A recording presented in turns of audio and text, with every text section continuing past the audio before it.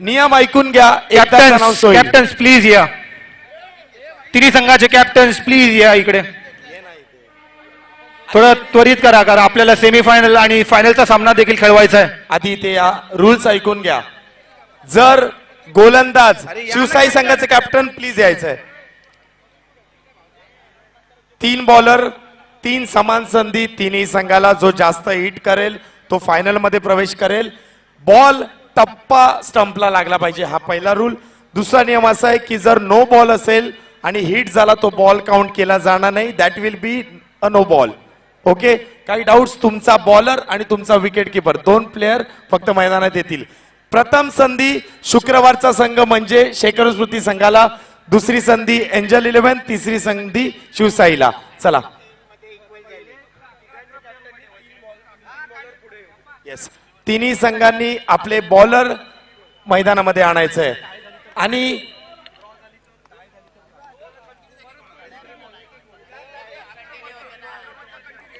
जर काही कारणाने जर टाय झाली तर पुन्हा एकदा एक चेंडू त्या टाय झालेल्या संघाला पुन्हा एकदा फेकावे मिळेल. पण मित्रांनो जे पहिले 3 बॉल आउट करणार आहे त्यांना परत संधी मिळणार नाही. बॉल आउट मध्ये जर ड्रॉ झाली टाय झाली तर फ्रेश बॉलर येतील बॉल आउट करण्यासाठी. फ्रेश बॉलर म्हणजे ज्या गोलंदाजाने चेंडू फेकला आहे त्याला पुन्हा चेंडू फेकण्याचा चान्स नाही मिळणार.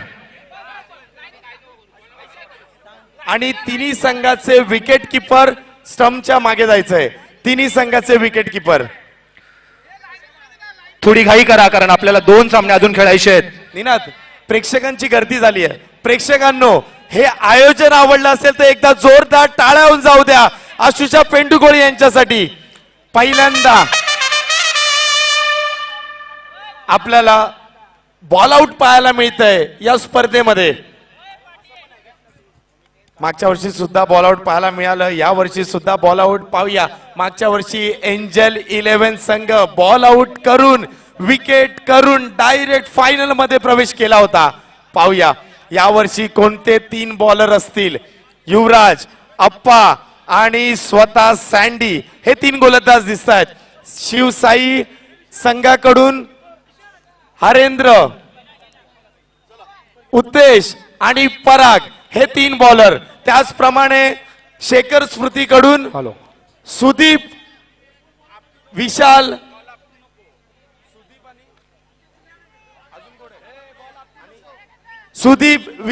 आणि देविदास कोळी हे 3 बॉलर सज्ज झालेत. येस निनाद. मित्रांनो जे प्रेक्षक आपल्याला ऑनलाईन जोडले गेलेले आहेत आणि जे थेट मैदानामध्ये उपस्थित आहेत तुम्हाला पाहायला मिळतोय बॉल आउटचा थरार. विटावा होळी चषक 2025 चा बॉल आउट 3 संघांमध्ये. जोरदार टाळ्या होऊन जाऊ दे तिन्ही संघांना. प्रथम संधी शेखर स्मृती संघाला. शेखर स्मृती संघाकडून सुदीप पहिलं बॉल आउट घेऊन येईल. पाहूया हिट होतोय का. तुम्हाला डायरेक्ट हिट नाही 1 टप्पा हिट करायचा आहे. जर नो बॉल असेल तर तो नो बॉलच काउंट केला जाईल याची नोंद घ्यायची आहे. नो बॉलला जर हिट झाला तर तो बॉल ग्राह्य धरला जाणार नाही याची दक्षता घ्यायची आहे. वेट चालू करण्याआधी शिवसाई संघ आणि एंजल 11 थोडस लेफ्टला सरका. कॅमेऱ्याच्या मध्ये येत आहेत तुम्ही सगळ्यांनी लेफ्टला सरका. थोडीशी जागा द्या कॅमेरा मेंबरला. पहिला बॉल आउट. पहिला बॉल सुदीप घेऊन सज्ज होत आहे. टाळ्या होऊन जाऊ द्या मित्रांनो तिन्ही संघांसाठी. हो जस्ट मिस. थोडासा स्टंप वरून गेला आणि हा डॉट बॉल म्हणजे हा बॉल आउट मध्ये काउंट केला जाणार नाही. एक चान्स मिस झालाय शेखर स्मृती संघाचा. खूपच जवळून गेला तो चेंडू.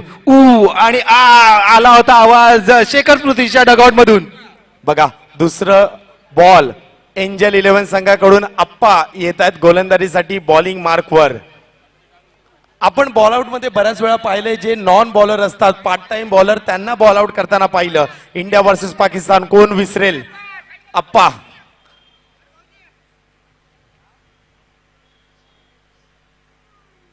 हा सुद्धा बॉल आउट चुकलेला आहे. शिवसाई संघाला संधी मिळाली आहे. दोन्ही संघांनी संधी आता एक संधी गमावलेली आहे आणि आता संधी येते ती शिवसाई संघाकडे. आणि त्यांचा पहिला चेंडू घेऊन येत आहेत उजव्या हाताचे गोलंदाज Harendra. Right arm round the wicket. Harendra येतोय.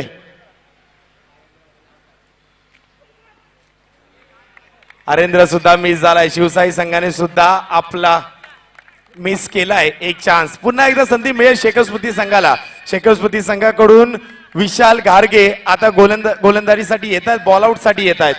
तिन्ही संघाची एक एक संधी संपलेली आहे आणि एकही संघ स्टंपला हिट करण्यात यश नाही मिळालेलं आहे. अजूनही 2-2 संध्या उरलेल्या आहेत तिन्ही संघांकडे. आणि शेखर नीनाद, स्मृतीचा आपण जर पाहिलं शेखर स्मृती संघाकडून विशाल गारगे या पूर्ण टुर्नामेंट मध्ये एकही बॉल ओव्हर फेकली नाहीये. ते आलेत आता बॉल आउट साठी. ओ हो, स्टंपच्या वरून गेला, हाही मिस झाला. मिडल स्टंप वरून गेलेला बॉल होता, हाही मिस होतोय. बघा तिन्ही संघांना 3 फ्रेश बॉल देण्यात आलेत. संधी हुकली आहे मित्रांनो. ही असते मजा बॉलआउटची. कारण कुठलाही गोलंदाज जो प्रॅक्टिस मध्ये असतो, जेव्हा प्रॅक्टिस करत असतो तर स्टंपला खूप वेळा हिट करतो, परंतु अशी वेळ येते जेव्हा बॉलआउटची वेळ येते तर एकही चेंडू स्टंपला नाही लागत. युवराज आलाय एंजल 11 कडून. आता एंजल 11 संघाचा युवराज आलाय बॉल आउट साठी. यानंतर शिवसाई संघाला संधी मिळेल. पाहूया युवराज हिट करतोय का.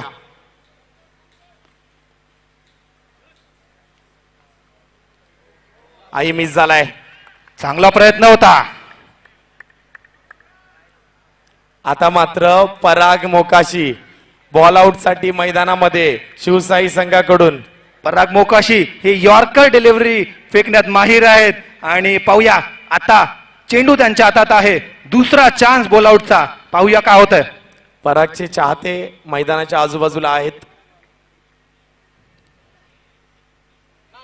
हा डायरेक्ट हिट करण्याचा प्रयत्न केला. डायरेक्ट हिट झाला असता तरी तुम्हाला मिळाला नसता. टप्पा नाही आला. पुन्हा एकदा शेखर स्मृती संघाचा डावकुरा गोलंदाज देवीदास आता गोलंदाजीसाठी सज्ज होतोय. ज्याने पहिल्या दिवसात क्लीन बोल्ड घेतले, फलंदाजांना बाद केलं. डावकुरा गोलंदाज फिरकीचा जादूगर फिरक्या याच्या गोलंदाजीवर पाहूया करतोय का विकेट. आणि पहिल्यांदाच आता बॉलआउट मध्ये स्पिनर उतरलेला आहे. नाही नाही नाही, शेखर स्मृती तिन्ही चान्स गमावलेत. आता मात्र समान संधी शिवसाई संघाला आणि एंजल 11 संघाला.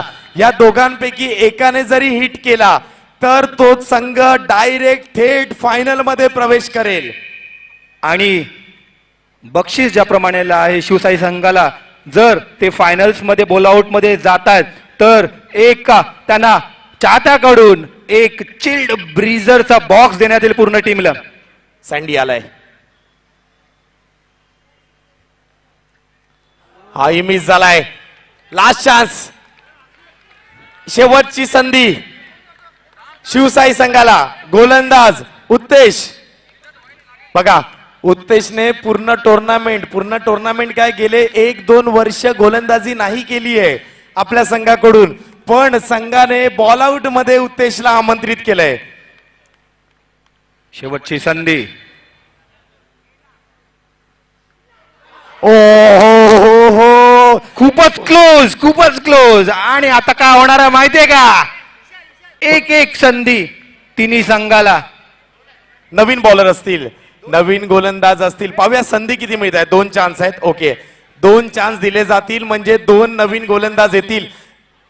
निनाद, मोठा प्रश्न हा असेल की सपोज सगळे फेल झाले तर संघामध्ये गोलंदाज नसतील तर करायचं काय. ते आता कमिटी आणि अंपायर्स ठरवणार.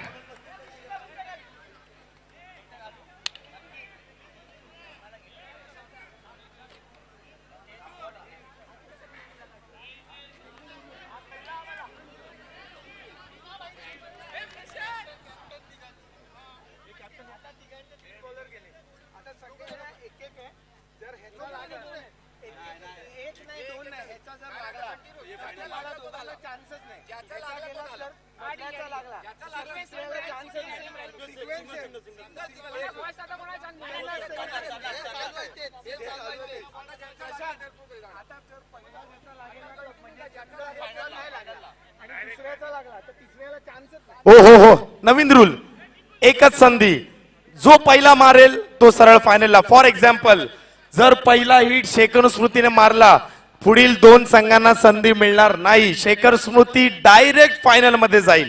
जर त्यांचा मिस झाला तर एंजल 11 संघाला संधी मिळेल. जर यांनी हिट केला, डायरेक्ट हिट केला, बॉल आउट मध्ये सफल झाले तर शिवसाईला संधी मिळणार नाही.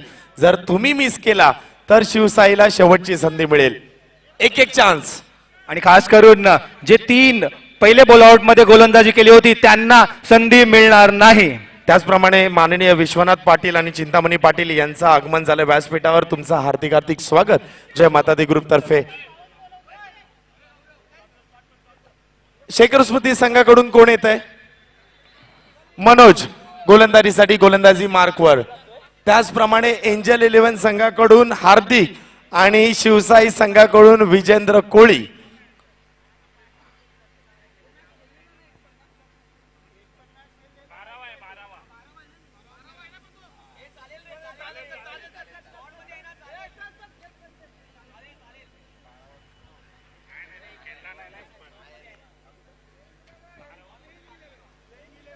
प्लेइंग 11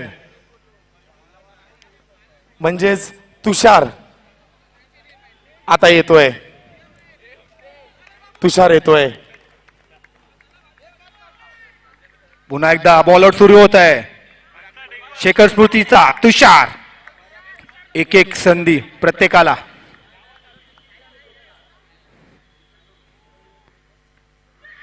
आणि शेखर स्मृती संघ थेट फायनल मध्ये प्रवेश.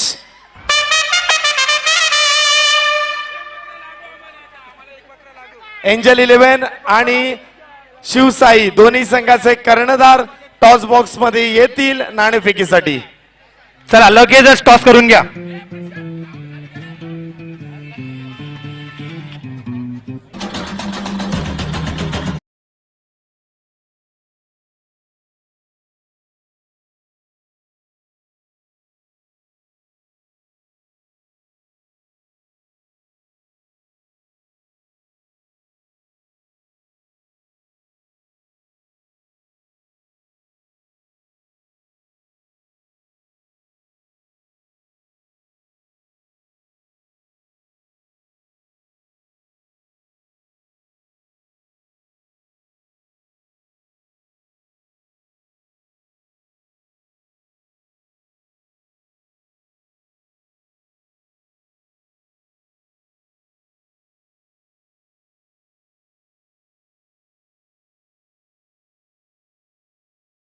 मी फायनल